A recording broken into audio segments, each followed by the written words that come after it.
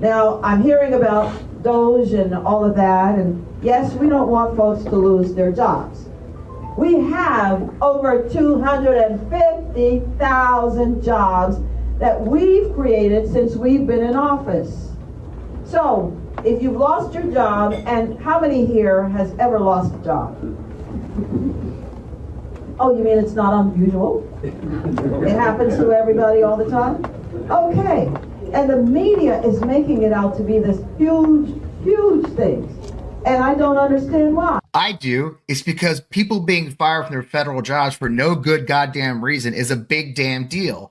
And the effect on Virginia is staggering. There's over 300,000 federal employees in the Commonwealth of Virginia, which the lieutenant governor there intends to be the governor thereof. I'm Fred Wellman. This is On Democracy in the Midas Touch on Friday night. I'm so thrilled to have you guys here. We're live now, our live premiere. I'm so thrilled to have you guys with us. I've got a great show. I wanted to open with that from Midas Touch Network. It's a recording. Lieutenant Governor Winsome Earle-Sears is the governor, is Lieutenant Governor right now, as I mentioned. She's the Republican nominee for governor of Virginia, and she just completely is dismissing the idea that federal workers, which make up a huge chunk of the employees, the citizens of Virginia, the place she wants to lead as the governor and is currently lieutenant governor of, is no big deal. They're being fired. Hey, people lose jobs all the time. They've brought 250,000 jobs to Virginia under the Youngkin administration. Literally, you guys, when they've talked about the jobs they've brought a chocolate factory. They've brought manufacturing. Now, look, those are great jobs, but you don't go from being a research scientist at the National Institutes of Health to being a chocolate factory employee. Okay? That's not how it works. You don't go from being a nurse or a social worker at the VA to work in a car plant. That's not how it works. Not all jobs are the same. But you wouldn't know that from Lieutenant Governor Sears. She don't care. And this is her brand. Look, she's crazy, yo. You've seen this video before. I want to show this video again. This should have ended her entire political career last year during the general campaign for the presidency. But this is her speaking in Buena Vista, Virginia. Listen to the crowd near the end of this clip. You've probably seen it before, but this is the Republican nominee to be governor of Virginia. Up, and they call it freedom. 4 years later, your electric bill is up, and they call it freedom. 4 years later, they're taking your girl children's scholarships and giving it to biological males, and they call it freedom. 4 years later, they're removing body parts from our children and calling it freedom. 4 years later, the border is wide open and criminals are coming across and they're calling it freedom. 4 years later, we're paying more in food and they call it freedom. Freedom, my friends, ain't free because people have died when they pulled us out of Afghanistan. Marines! And you call it freedom? I'm telling you what, take down that weird sign, because y'all are the ones who are weird. That's not freedom!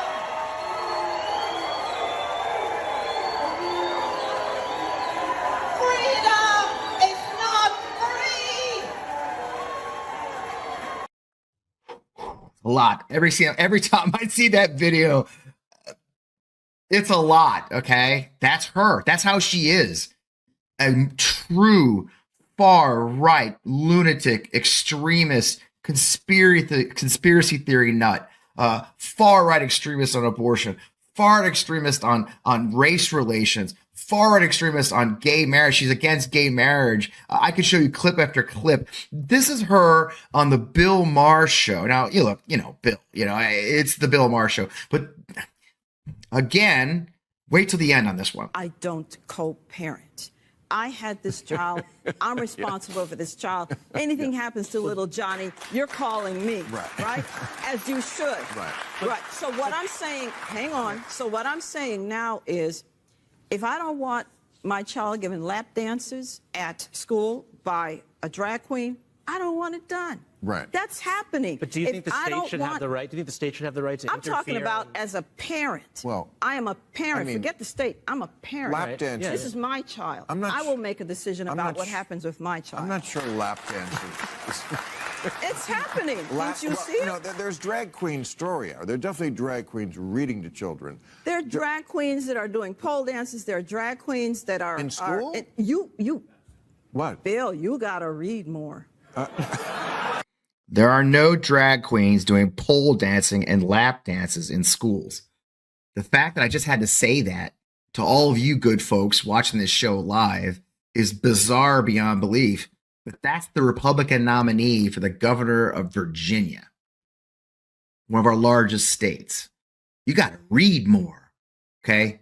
Folks, none of that stuff's happening. But this person wants to be a governor of one of our largest states. Luckily, she's got a really good opponent, and that's Abigail Spanberger. You know, she's a Democratic nominee for governor. She represented Virginia's 7th congressional district in the U.S. House.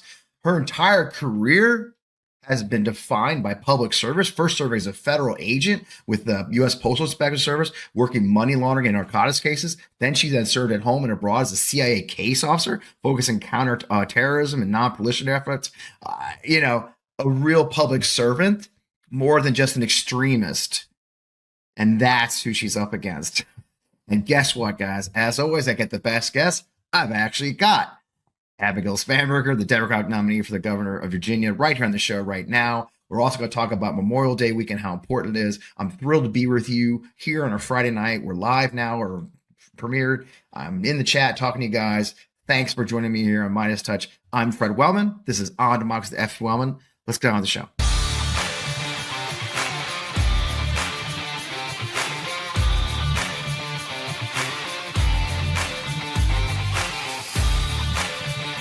Welcome back. I am still Fred Wellman. This is On Democracy right here on the Midas Touch Network exclusively. We're running live tonight, Friday night. So glad to see so many of you with us. I am thrilled to welcome Abigail Spanberger to the show. I don't know if you don't know who Abigail is at this point. She's Representative Virginia. I read her bio before we came on. Representative, welcome back to the show. It's good to see you again. Thanks for having me on. I'm glad to be with you. Man, exciting times, right? So, let's just jump right in. The big, ugly bill passed Congress last night, the House last night. Your former colleagues barely squeaked it through. And there's some really ugly stuff in there, right? They're as much as they're lying, there are Medicare and Medicaid cuts in there, and that's going to deeply affect the Commonwealth of Virginia, isn't it? That's right. We're expecting, based on the numbers, that more than 250,000 Virginians are going to be impacted by the bill that was voted on in the House. That's not to say anything, that's the individuals, that's not to say anything of the residual impact of that. Threats to rural hospitals, threats to our larger health system, and the very reality that if someone doesn't have health coverage, rather than going to the doctor when they're not feeling well, they're going to end up in the ER a couple weeks later, sicker, with greater problems, greater cost, and that impact, flows throughout the community. So it is not isolated to just hurting, a couple 100,000 people, which, to be very clear, I think is absolutely unacceptable here in Virginia or millions nationwide. It's the overall impact that these changes will make. And then there's the issue of all of the cuts that they're endeavoring to make in terms of spending. And so while not at this moment specific in terms of 100% certainty what might come out of Medicare, you can't make the math add up without making those cuts to Medicare. And right. That's the very reality of it that, unfortunately, hopefully it won't pass through the Senate, but in the event that it does, unfortunately, it'll take a little bit of time, but people will start to feel that horrible, horrible pain. And I think that's a part that's missed a lot.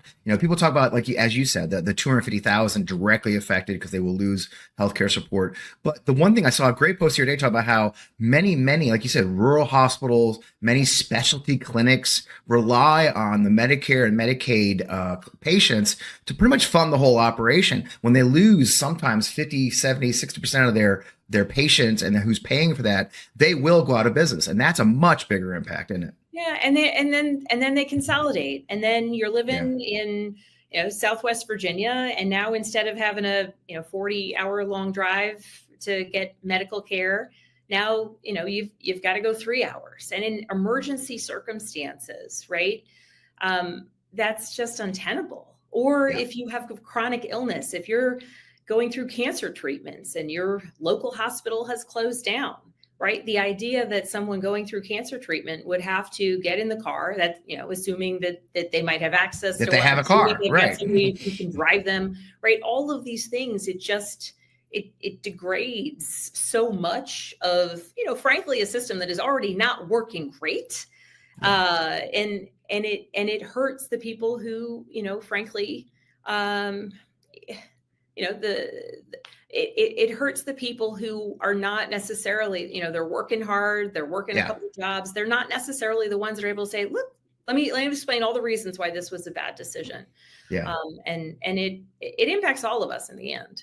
And you floated your own, you've got a healthcare plan you just issued, I believe, for the Commonwealth as you come into the governorship. What are kind of the highlights that you're going to do to try now? In this case, unfortunately, you may have to play defense, but what's your goals for health? I mean, I think what a lot of people don't understand about Virginia, it's a vast state. Virginia's a very large state. It's got a lot of, you were on the agricultural committee. If I remember you and I talking about farmers, these are working farmers. These are working families, often in very rural spaces. We focus a lot on Northern Virginia.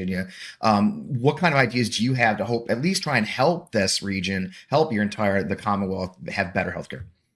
Well, and Virginia, I'm just going to brag on my state for a minute. Virginia is a big, complex, interesting, beautiful place. Certainly we're known for the footprint of the federal workforce in Northern Virginia, the largest naval base in the world, in Hampton Roads, our shipbuilding industry. But agriculture is our number one private industry. And Virginia stretches, the furthest western portion of Virginia is actually west of Detroit. And I welcome people to fact check me on the map with that one. And the reality is that, the challenges facing Norfolk, Virginia, or Northern Virginia, or Norton, Virginia, they're variations on a similar theme, exacerbated certainly by some local issues. But what I put out yesterday was the first of what will be more affordability agenda items. Yesterday was focused on healthcare, and recognizing it's in the landscape of needing to address and stand up to the attacks that we're seeing out of this administration. But as governor, I can't stop bad legislation coming out of Washington, but it makes it all the more important that as a candidate for governor, I am presenting a plan for what else can be done to address the affordability in healthcare. And so among the items on my agenda is working to lower the cost of prescription drugs by leveraging the strength of the state's buying power. We've seen great success in other states who have used this model. And so to be able to leverage the buying power of the state is one of the elements that we want to move forward with. Ensuring that you don't have to endure what is commonly called step therapy. Others call it fail first. Which is when your doctor says, here's the prescription, or here's the course of action we're going to take to deal with your health issues. And the insurance company says, okay, but first you have to try this. And if that doesn't work, then you have to try this. And if that doesn't work, then you can get it. Follow through with the course of treatment prescribed by your doctor. It certainly is an effort at cost cutting for insurance companies, but it's the patients and in many cases, the physicians actually who bear the brunt of this process. And then also ensuring that we have greater transparency when it comes to PBMs, pharmacy benefit managers. Those are the middlemen that are broadly credited with or the real ones. The real ones, yep. Driving up prices. Yep. Everybody blames pharmaceutical companies, but it's the that's right. And the challenge there, particularly in a place like Virginia, it isn't just the fact that prices go up and there's no transparency and you're kind of driving around town to go to the one that they tell you to go to and you try to find these coupons online because it's all like a convoluted, weird process. It also has significant impact, particularly on rural communities. Not exclusively rural communities, but independent pharmacies. Independent pharmacies are present across all of Virginia, and I'm grateful for that. But in some of our rural communities, independent pharmacies are the only pharmacies. Yeah. And they're a hub of community, and they're a provider of healthcare. And what we know to be true is that so much of what happens with PBMs and with the way prescriptions are prescribed, patients will be forced into utilizing mail order in order to save money. They're not able to go to the independent pharmacy that might be down the street. And I was heard from an independent pharmacist in Virginia who was saying that he's had patients who have talked to him that they were forced to use mail order by their insurance for the prescription for a urinary tract infection, right? The type of medication that you probably, when your doctor kind of need it now, they don't think you have to wait right. a couple of days to start contending with that infection. And so these is just a sampling of the policy elements that we put forward as it relates to healthcare affordability. But we'll be moving forward in the future, with a focus on energy, which is something that is incredibly impactful in Virginia across the board. But we've seen even greater increases in energy rates and the cost to consumers, certainly in Southwest Virginia. So important work that we're doing to demonstrate that, yes, we have to stand up for Virginia, certainly make sure everyone knows that the bad policies that this administration and this Republican-led Congress is pushing forward hurts Virginians. But ideally, those will be defeated. But in either case, we also have to have an affirmative plan forward for supporting the people of the Commonwealth. And turning to your opponent, Winsome Earle-Sears is a unique individual. I even hesitate calling her a MAGA extremist. She's just a plain old traditional extremist. One of the things that's been, talking about Washington, D.C.'s impact, and we do have to turn to the fact that many Virginians are employed by the government. These cuts from DOGE, your opponents completely dismiss them as unimportant, but there's a giant impact in the Virginia workforce when they're talking about cutting federal jobs, aren't there? So in Virginia, we have more than 320,000 federal employees. In addition to the more than 320,000 federal employees, we also have a substantial workforce that is adjacent to that, working for contractors that they have lost their jobs because contracts have been constricted, federal grant dollars have been pulled back, DoD contracts have just disappeared. And so there's a couple different elements to all of this. There's certainly the impact on the individual Virginian who's lost their job, particularly the federal employees. And, of course, about a third of them are also veterans. The federal employees who have spent their lives in service to a mission, something they believe in, a researcher at the NIH, the diplomat at the State Department, the nurse at the VA. There are people who have served a role and a function and a job and a mission that they believe in. And suddenly they're being told this is not necessary anymore, right? There's the impact of the lost job. There's the impact of the actual sort of lack of recognition about what they have devoted themselves to for years. And then there's the impact of Virginia, because when we see such an aggressive increase in Virginians who are losing their job, that impacts the state, that impacts our budgets, that impacts, I've been hearing from commercial real estate folks that some of the contractors that have seen their contracts go away are already saying, we're not going to be able to stay afloat. We don't need this space anymore, right? And so the overall economic impact in Virginia is significant. Restaurant owners saying people aren't coming in for lunch, or they're not taking their family out to dinner on a Friday night. Yep. And the fact that my opponent is just saying, oh, people lose their jobs, this is normal. Well, there's no sympathy, empathy, or recognition of the service of those Virginians who are federal employees. There is also zero impact or zero understanding of how impactful this is to Virginia's economy. And so even if she doesn't have a heart for the individuals, the fact that it is incredibly detrimental to our economy it is something that any person who wants to be the governor of Virginia should be focused on. And so it's a difficult time for everyone, certainly, but Virginia is uniquely impacted because of the substantial number of federal employees and also the concentration of federal employees. Yeah, and military, and that turns me. Obviously, I'm a veteran. You're a national security professional yourself. We've seen these cuts affecting veterans. Thousands have been laid off already. But in the Commonwealth, you've been struggling a little bit too with that VA, that the healthcare, that those back to healthcare again. The VA clinics are suffering. Of course, the administration has been touting. They opened a clinic in Chesapeake, and I think Chesapeake and Fredericksburg, where I'm from originally. I used to live in Fredericksburg, and those aren't manned. I mean, there's.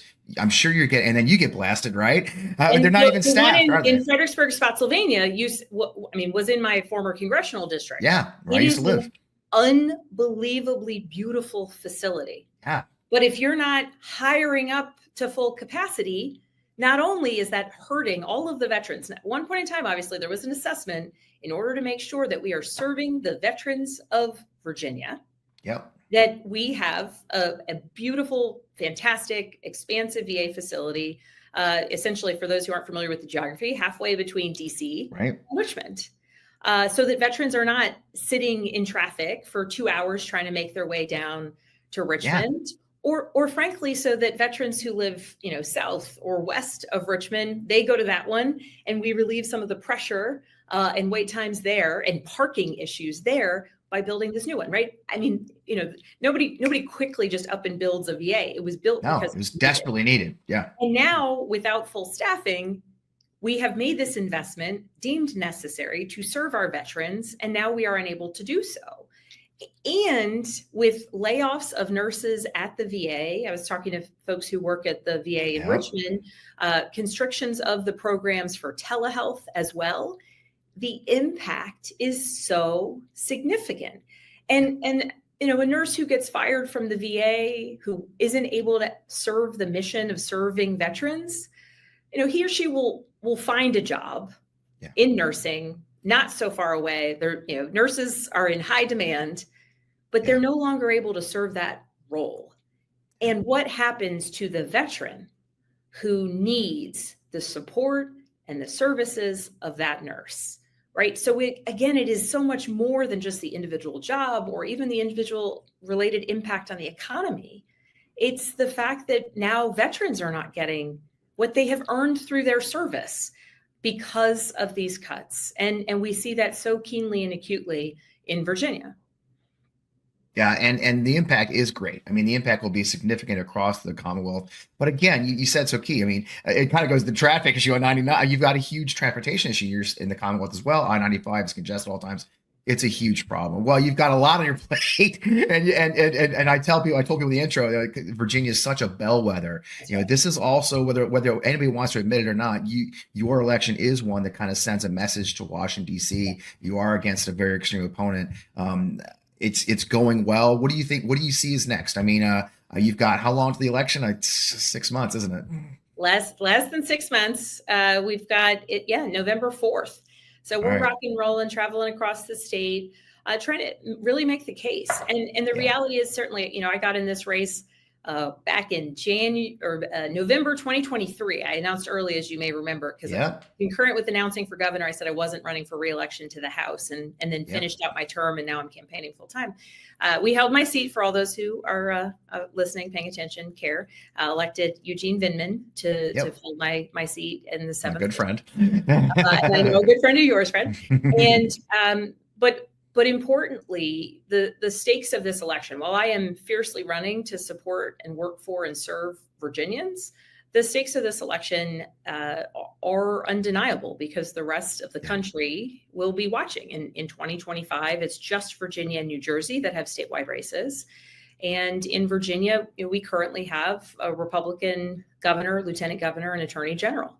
And in Virginia, we will have the opportunity to flip all 3 of those seats, as well as we currently have 100 Democrats running across the Commonwealth in all 100 House of Delegates districts. Unheard of, which is so rare. I was talking to our awesome Speaker of the House. We currently have 51 out of 100. The Speaker of the House the other night, I said, does anyone know when the last time that happened is? And they've gone back to try and find the record of it. And it's been quite some time is what everyone agrees on. Yeah, incredible. I know you have to go too.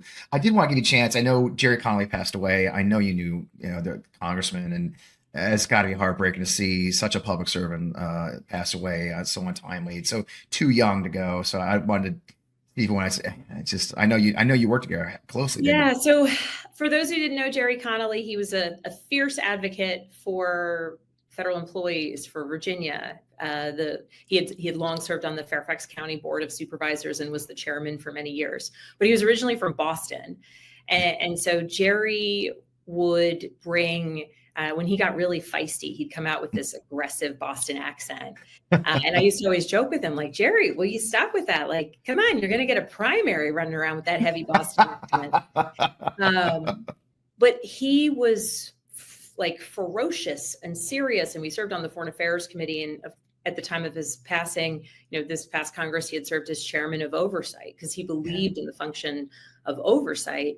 And he would be, deeply prepared and deeply focused in any of the hearings that we had, in discussions about bills. He understood the ins and outs, but he always brought a bit of optimism and levity to everything. Occasionally he would say, well, Abigail, I've got a little devil on my shoulder. And he would, make a joke and sort of be a little devious and in a sweet, kind, charming way. And so for me, it was always a lesson that you can be fearless and focused and ferocious and working for the things that you care about, but you can always bring a little moment of levity. And I was talking with a former colleague this morning who she's feeling his loss greatly. And I said, I get it. The fact that a man so optimistic and so focused on seeing, a shift back towards kind of goodness and ideals and principle, it's hard to think that he, isn't going to live to see this November when Virginia makes him proud, or, the 2026 midterms. But we'll have to learn the lesson from him, and that's to be fierce and focused and principled, but allow ourselves a little bit of levity and a joyful laugh at times, and bring it to others. Importantly, that's what he always did. Bring it to others, particularly when the world can be so chaotic. It is a loss for everybody, and of course the Commonwealth of Virginia. Well, I know you've got staff time, you got to leave. Thank you for joining us. I appreciate you so much, Abigail. Congratulations on the nomination. Congratulations. Good luck on the run. We'll be in touch again, and I look forward to talking to you when you're the governor of Virginia. Thank you so much. Appreciate it. And anybody wants to look me up, it's abigailspanberger.com. That was the next question. You beat me to it. We'll put it up on screen afterwards. Thank you so much for joining us. Thank you so Good much. Luck. Talk to you soon. It. Bye now. Bye-bye. You guys know I'm a veteran of the United States Army, having served 22 years in uniform. My father was a World War II veteran in the Marine Corps, and my son's a veteran of the Army. So you can almost say the military runs in our blood, but we also grew up with weapons in our homes. And the one thing I was taught very early by my father was to respect our weapons, to keep them secure and safe while having them accessible when needed. That's always been the challenge, right? You lock it up in a secure place. You need to have a key or perhaps battery operated systems. It's always been a challenge. When the time comes, you might actually need your handgun for self-defense. So I'm so proud to have Stopbox USA as a sponsor of the show. They developed the Stopbox Pro, which is a unique system. It's push button locking system. So it gives you fast, reliable access at any time. There's no hassling for those keys you should have hidden somewhere else. It's 100% mechanical, so it's available every time with no power needed. Now, with Stopbox USA, you can probably and finally have both security and readiness. Stopbox Pro and mechanical keyless system allows for fast access. And the best part is our listeners are getting 10% off your entire order when you use code FRED10. That's Fred10. They also give you a buy one, get one free offer on their Stopbox Pro. That's 10% off right now, and a free Stopbox Pro when you use code Fred10 at stopboxusa.com. This is a very limited time offer, you guys. So we're getting, it's just a crazy deal. I'm not going to lie to you. These are great great systems built in America by American employees, building a very high quality product that's easy to use and answers the questions you need answered in your home, which is having a weapon. If you have one, it needs to be secure. So now you get 10% off your entire order when you use code FRED10 at stopboxusa.com. They're also giving you a buy one, get one free for their Stopbox Pro. That's 10% off and a free Stopbox Pro. Just use that code FRED10. Discover a better way to enhance your security and balance it with readiness with Stopbox. Thanks for being a sponsor of the show, guys. You know, starting a business is very hard. You're going through everything with like finding out your logo, building your website, getting your point of sale set up, your inventory, supply chains these days. Don't get me started about that. You know, when my family started a business 12 years ago in a small town in Virginia, that was one of the big challenges we had. How do we find a point of sale that works? How do we run an online store? How does it all integrate with our social media channels and everything else? And we were just glad that we finally found a partner that works so well for us. And that's where Shopify comes in. Shopify is a commerce platform behind millions of businesses around the world. And it's 10% of all e-commerce just in the US alone, from household names that you know, like Mattel and Gymshark, to brands just getting started. Or you know what? Brands you should know, like Sugar and Spruce in Fredericksburg, Virginia. You can get started with your own design studio with hundreds of ready-to-use templates. Shopify helps you build a beautiful online store to match your brand's style. Now, you accelerate your content creation. Shopify is packed with helpful AI tools that write product descriptions, page headlines, and even enhance your product photography for you. You can get the word out like you have a marketing team behind you. Easily create email and social media campaigns whenever your customers are scrolling or strolling, and it integrates directly into your point of sale system. And best yet, Shopify is your commerce expert with world-class expertise in everything from managing inventory to international shipping to processing returns and beyond. So if you're ready to sell, you're ready for Shopify. So that's where we come in. Turn your big business idea into...